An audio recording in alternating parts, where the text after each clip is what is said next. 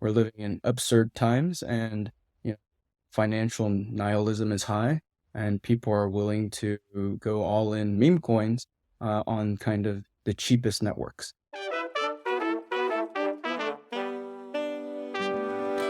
For more on the market's action, let's bring in John Lowe, managing partner of digital assets at Recharge Capital.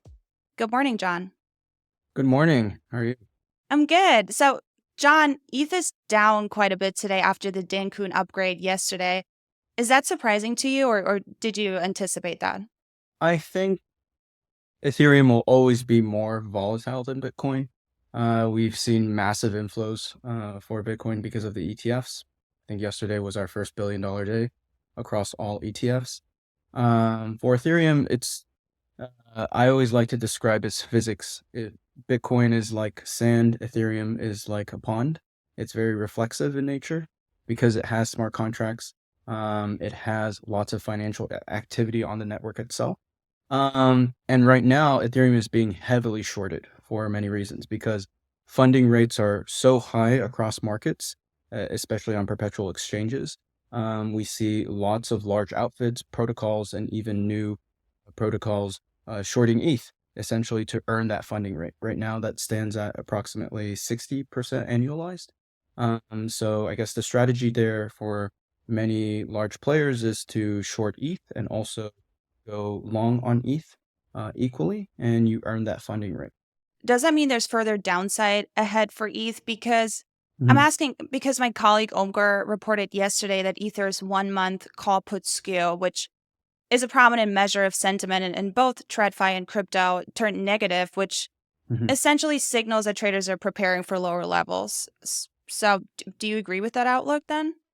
I would say it pays to be contrarian. So despite markets telling us that, there's a lot of open interest that is short Ethereum, as I said before, any volatile movements, let's say 2% upwards, would cause an upward liquidation cascade where shorts are, essentially rinsed from the open interest, and we start to see, these spikes in price action. So despite the market being short, I would say sometimes it's better to go against the grain or to be very careful about following the market because any kind of exogenous shock, or let's say on a low weekend, there's low liquidity and somebody in Asia decides to buy more ETH because they finally heard of the Denkun upgrade, right? This can cause for a lots of volatility in the market. And I think this is particularly true of ETH because it has such an extensive smart contract platform and different financial protocols also capitalizing on Ethereum itself. So it's very reflexive in nature. So let's shift away from ETH for a second. Bitcoin continues to make new all-time highs. Meme coins are rallying, which to me signals that people are taking on more risk again. Ether, as we just said, hasn't hit a new all-time high, but it's up quite a bit too. Are we seeing this growth across the broader market, or are there areas where you're not seeing any movement? What's the broader impact here? Definitely. I think Bitcoin is definitely the rising tide that has been lifting all boats. But we haven't seen the growth spread to other areas of the crypto market. So as you said, right, Ethereum is somewhat lagging. I would say lots of segments in DeFi, definitely NFTs or are lagging as well. Certain types of stablecoin or lending protocols are also lagging. To characterize all of this, it would indicate that the previous crypto incumbents are no longer the ones that are generating the most flows or holding the most Bitcoin. Obviously, that's become, the story for ETFs. That's granted so much wider accessibility and adoption. Why these other protocols and other segments of the market have not been able to ride the Bitcoin coattails effectively are because, the fundamentals still kind of remain the same. You just mentioned that DeFi hasn't seen notable growth while meme coins have been rallying.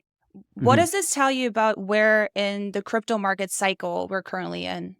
Oh, I would say that indicates to me that we're still very early, right? Because Mhm. if DeFi protocols can, and I do believe the technology does exist, can rally and actually make their protocols more accessible, um, as Bitcoin has done through the ETF, then we're going to start to see new growth factors and new meaningful growth factors. I would say meme coins are kind of a lower PMF, basically product market fit for kind of the times that we're in, right? We're living in absurd times, and financial nihilism is high, and people are willing to go all in meme coins on kind of the cheapest networks. But I would still say we're still in early stages because fundamentally there's a lot of work that can be done from both DeFi protocols to uh, also centralized crypto outfits as well.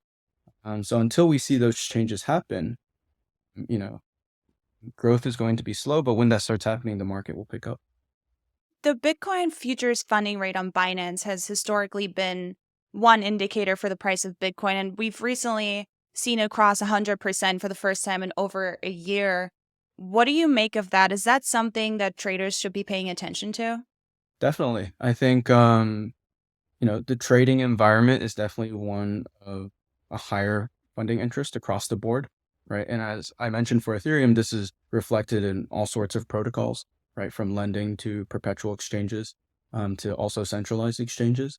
So that just means right now the demand for leverage is very high, which also means that any kind of contrarian movements of price are likely to be more volatile.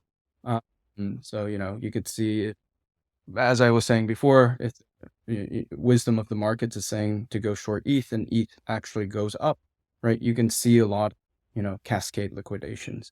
I think fundamentally the high funding rate is reflective of this demand for leverage across the entire board, but also, it does indicate that we're in a bull market, right, to a certain degree, and it's one that's being specifically driven by Bitcoin in particular.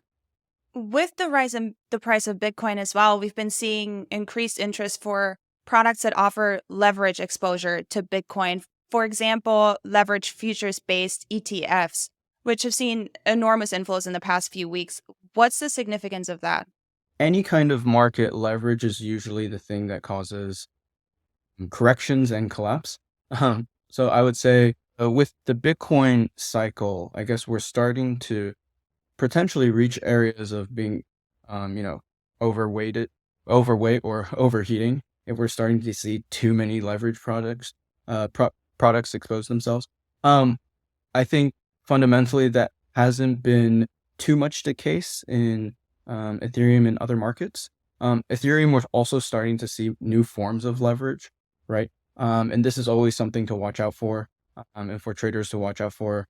That indicates when a market is getting too hot, when people are just demanding too much leverage, and should probably dial back, right? All right. Thanks for sharing your insights with us, John. Of course. That was John Lowe, managing partner of digital assets at Recharge Capital. That's it for today's show.